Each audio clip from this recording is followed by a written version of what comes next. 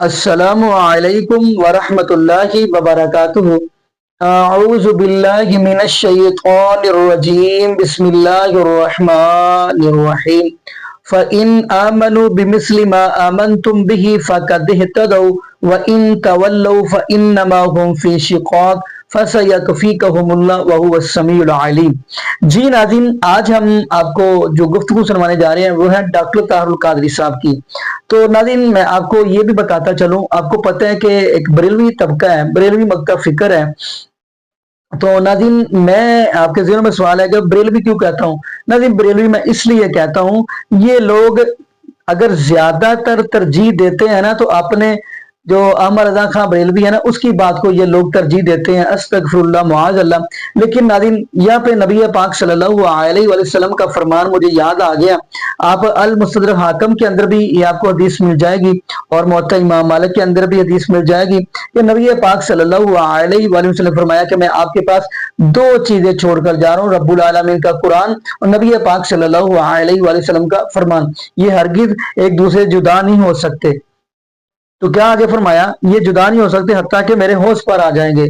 یعنی جو بندہ، دوسری بھی حدیث بھی پڑھتا ہوں، فرمایا میں آپ کے پاس چھوڑ کے جا رہا ہوں دو چیزیں، رب العالمین کا قرآن اور نبی پاک صلی اللہ علیہ وسلم کا فرمان۔ آپ ہرگز گمراہ نہیں ہو سکتے جب تک آپ ان دونوں کو تھامے رکھو گے۔ تو ناظرین، میں آپ کو گفتگو سناؤں گا ڈاکٹر طاہر القادری کی۔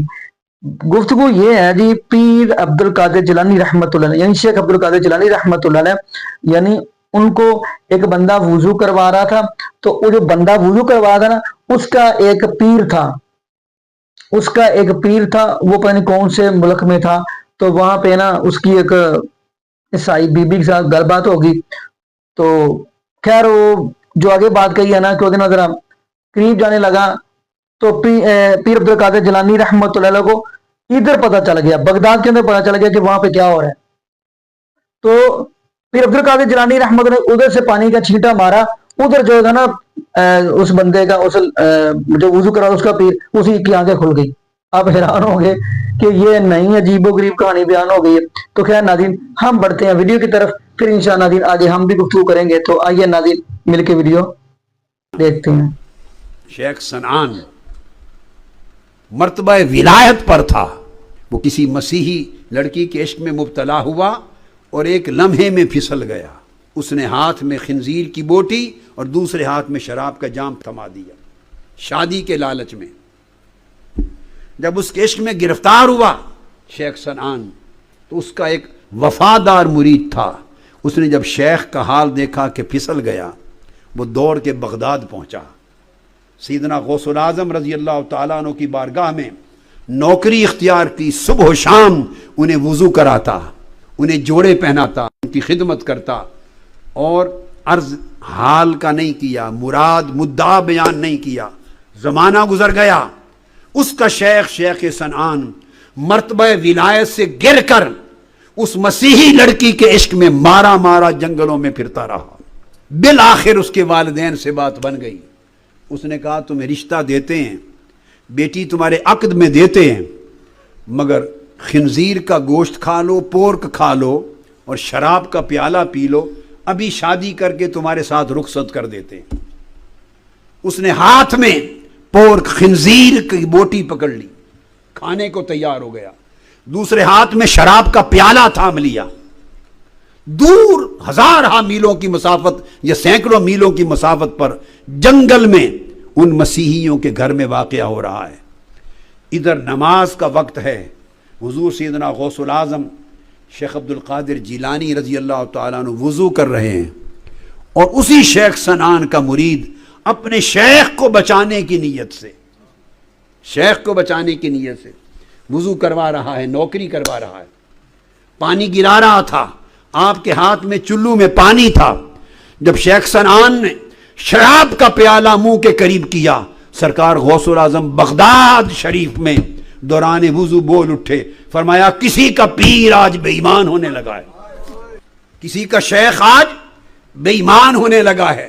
وہ مرید، وہ تلمیذ قدموں پہ گر پڑا، خدا را یا غوث العظم، میں اپنے شیخ کو بچانے کے لیے کہ مدتوں سے آیا ہوں، نوکری کرتا ہوں، میرے شیخ کو بچا لیں۔ آپ کے ہاتھ میں جو پانی تھا زور سے اس پانی کو پھینکا، حضور غوث پاک کے پانی کا چھینٹا شیخ سنان کی آنکھوں پر لگا، اس کی آنکھیں کھل گئیں، پردے اٹھ گئے، نفس اور شیطان کا غلبہ ٹوٹ گیا، اور توبہ کر کے ان کے گھر سے بھاگ کرا۔ یک لحظہ غافل بودمو صد سالہ منزل دور شد۔ ایک لمحے کی میرے بیٹے بیٹیوں اور عزیزان محترم اور بھائیوں اور بہنوں، ایک لمحے کی غفلت اور جی ناظرین، آپ نے یہ بڑی مدد فرمائی۔ ناظرین، پہلے نمبر پہ اللہ کے ولی شیخ عبد القادر جیلانی رحمت اللہ کے ولی ہیں۔ یہ میں کہہ دوں، یہ اللہ کے ولی ہیں۔ کیوں؟ کیونکہ ان کی نماز نبی پاک صلی اللہ علیہ وآلہ وسلم کے طریقہ کے مطابق ہے، وہ رفع الیدین کے ساتھ نماز پڑھتے ہیں۔ اور اگلی بات میں کرتا چلوں کہ یہ اونچی آمین بھی کہتے تھے۔ اور اگلی بات، شیخ عبد القادر جیلانی رحمت اللہ علیہ یہ اللہ کے ولی ہیں۔ تو ناظرین، قرآن نے کیا بتلایا کہ ولی کون ہے؟ اللہ ولی الذین آمنوا یخرجہم من الظلمات الی النور۔ فرمایا پہلے نمبر پہ ولی پہلے نمبر پہ کیا ہوتا ہے؟ شرط یہ ہے کہ وہ ایمان والا ہو پہلے نمبر پہ، کیونکہ قرآن کہہ رہا ہے نا اللہ ولی الذین آمنوا، ایمان والے اللہ کے دوست ہیں، یخرجہم من الظلمات الی النور۔ اور جو اللہ کا ولی ہوتے ہیں وہ اندھیرے سے نکال کر روشنی کی طرف لے کر آتے ہیں۔ قرآن نے بھی ولی کا ذکر کیا ہے، بلکہ سورہ یونس کی بھی آیت ہے کہ جو اللہ کے ولی ہیں ان کو نہ کوئی خوف ہوگا نہ وہ غمگین ہوں گے۔ بلکہ اگر آپ کو میں سورہ کہف کی بات کرتا چلوں تو آپ کو پتہ ہے وہاں پہ بھی اللہ رب العالمین نے اللہ کے ولیوں کا تذکرہ کیا، لیکن وہ جو اللہ کے ولی ہیں، اصحاب کہف کی بات کر رہا ہوں، جو اللہ کے ولی ہیں ناظرین وہ اپنا ایمان بچا کر بھاگے ہیں، یعنی بچا کر بھاگے ہیں۔ تو آپ کو پتہ ہے وہ اللہ پاک کو اتنے پیارے لگے، اتنے اچھے لگے، قرآن کہہ رہا ہے فَضَرَبْنَا فِي آذَانِهِمْ فِي الْكَهْفِ سِنِينَ عَدَدًا، یعنی اللہ رب العالمین نے پیار سے ان کو تھپکی دی۔ وہ اللہ رب العالمین کی تھپکی کے ساتھ اتنا سوئے کہ 309 سال انہیں سوئے گزار دی۔ یہ میں واقعہ اس لیے سنا رہا ہوں، یہ اصحاب کہف کی بات اس لیے بتا رہا ہوں کہ جب وہ اللہ کے ولی سو گئے نا، ان کو اٹھایا گیا، جب اٹھایا نا پوچھا گیا کم لبستہ، کتنے دن سوئے رہے ہیں؟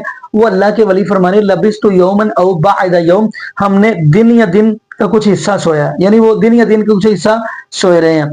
تو ناظرین ان ولیوں کو یہ نہیں پتا چل رہا کہ یہ 309 سال سوئے رہے ہیں، لیکن یہ طبقہ ایسا ہے، یہ کہہ رہا ہے جی پیر عبد القادر جیلانی رحمت اللہ علیہ ادھر بغداد میں بیٹھے ہیں، ادھر جو ہے نا اس کے جو پیر ہیں ان کو پانی چینٹے مار کر اس کو بیدار کر دیا، یعنی انہوں ہوش چلین دا کہ تو کی کرن لگا، استغفر اللہ معاذ اللہ۔